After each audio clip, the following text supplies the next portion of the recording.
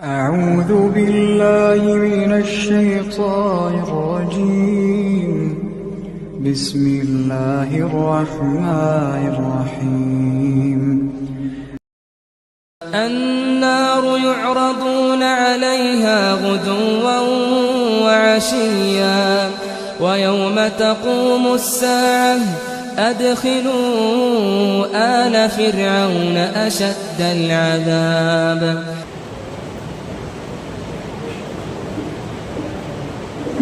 السلام علیکم ورحمۃ اللہ وبرکاتہ. نحمده ونصلي على رسوله الكريم. اما بعد فاعوذ بالله من الشيطان الرجيم. بسم الله الرحمن الرحيم. النار يعرضون عليها غدوا وعشيا ويوم تقوم الساعة أدخلوا آل فرعون أشد العذاب. محترم صدر صاحب، اساتذہ اکرام، مہمانان اکرام اور پردہ نشین خواتین، آج کی اس محفل میں میرے تقریر کا عنوان ہے قبر. کہا احباب نے ہر دفن کے وقت کہ ہم کیا قبر کے احوال جانیں. کہا احباب نے ہر دفن کے وقت کہ ہم کیا قبر کے احوال جانیں. لحد تک آپ کی تعظیم کر دی، اب آگے آپ کے اعمال جانیں. حضرات، اس زمین پر جو بھی انسان پیدا ہوتا ہے اسے ایک نہ ایک دن مرنا ضروری ہے اور اسے دوبارہ زندہ ہونا ہے. لیکن اس کی موت اور دوبارہ زندہ ہونے کے درمیان بھی لمبا وقت ہوتا ہے جو اسے قبر میں گزارنا پڑتا ہے اور اسے برزخ کہتے ہیں. برزخ اصل میں فارسی زبان کا لفظ ہے اور اس کا معنی پڑتا ہے چونکہ قبر کی حالت دنیا اور آخرت کے درمیان قیامت تک پردہ کرتی ہے، اس لیے اس کو عالم برزخ کہا جاتا ہے. قرآن مجید میں عالم برزخ کے حالات اور اس کے عذاب کا نقشہ مختلف مقامات پر کھینچا گیا ہے. سورہ مومن میں ایک جگہ فرعون اور آل فرعون کے بارے میں کہا گیا ہے النار يعرضون عليها غدوا وعشيا ويوم تقوم الساعة أدخلوا آل فرعون أشد العذاب. وہ لوگ برزخ میں صبح اور شام آگ کے سامنے لائے جاتے ہیں اور جس روز قیامت قائم ہوگی حکم دیا جائے گا کہ آل فرعون کو سخت عذاب میں داخل کرو.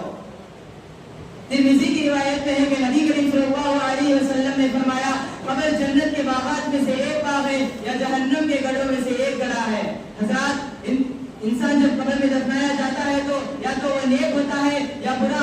نیک آدمی ہو تو اس کے ساتھ قبر کے اندر اچھا سلوک کیا جاتا ہے، اگر وہ برا ہو تو اس کے ساتھ برا سلوک کیا جاتا ہے. ترمذی اور ابو داؤد کی روایت میں قبر کے حالات پوری تفصیل کے ساتھ یہ مذکور ہیں. جب مردہ قبر میں دفنایا جاتا ہے تو دو فرشتے منکر نکیر، ڈراؤنی شکل، کالے رنگ اور نیلی آنکھوں والے اس کے پاس آتے ہیں اور اسے بٹھا کر سوال کرتے ہیں ما ربک، تیرا رب کون ہے؟ مومن کہتا ہے ربی اللہ، میرا رب اللہ ہے. اور کافر کہتا ہے لا ادری، ہائے افسوس میں نہیں جانتا. فرشتے دوسرا سوال کرتے ہیں ما دینک، تیرا دین کیا ہے؟ اس کے جواب میں مومن کہتا ہے دینی الاسلام، میرا دین اسلام ہے. لیکن کافر جواب دیتا ہے لا ادری، ہائے افسوس میں نہیں جانتا. اس کے بعد تیسرا سوال ہوتا ہے من نبی کا، تیرا نبی کون ہے؟ مومن جواب دیتا ہے نبی جی محمد صلی اللہ علیہ وسلم، میرے نبی محمد صلی اللہ علیہ وسلم ہی.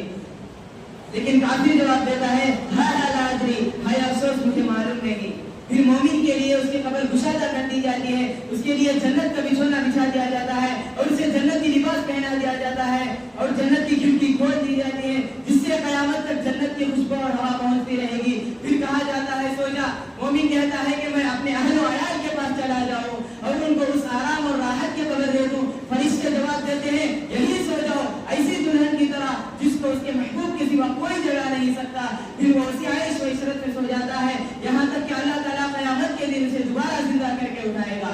لیکن کافر، اس کے لیے تو اس کی قبر تنگ اور اندھیری کر دی جائے گی، اس کے لیے جہنم کا بچھونا بچھا دیا جاتا ہے، اسے آگ کا لباس پہنا دیا جاتا ہے.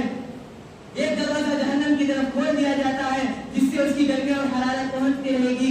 اس کی قبر تنگ ہو کر اسے اس طرح دباتی ہے کہ دونوں بستیاں باہر مل جاتی ہیں. عذاب کے فرشتے جن کے پاس لوہے کا ایسا ہتھوڑا ہوتا ہے کہ اگر اسے پہاڑ پر مار دیا جائے تو وہ ریزہ ریزہ ہو جائے، اسی ہتھوڑے سے اسے مارتے ہیں جس کی آواز انسان اور جنات کے سوا ہر مخلوق سنتی ہے.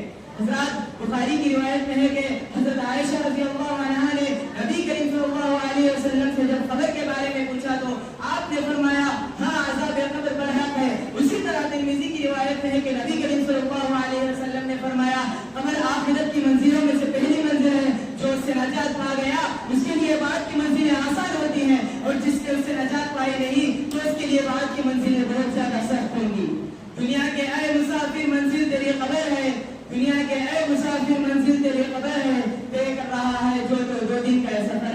آخر میں اللہ تعالیٰ سے دعا ہے کہ اللہ تعالیٰ ہم تمام لوگوں کو قبر کے لیے تیاری کرنے کی توفیق عطا فرمائے. آمین. وآخر دعوانا الحمد للہ رب العالمین. والسلام علیکم ورحمۃ اللہ وبرکاتہ.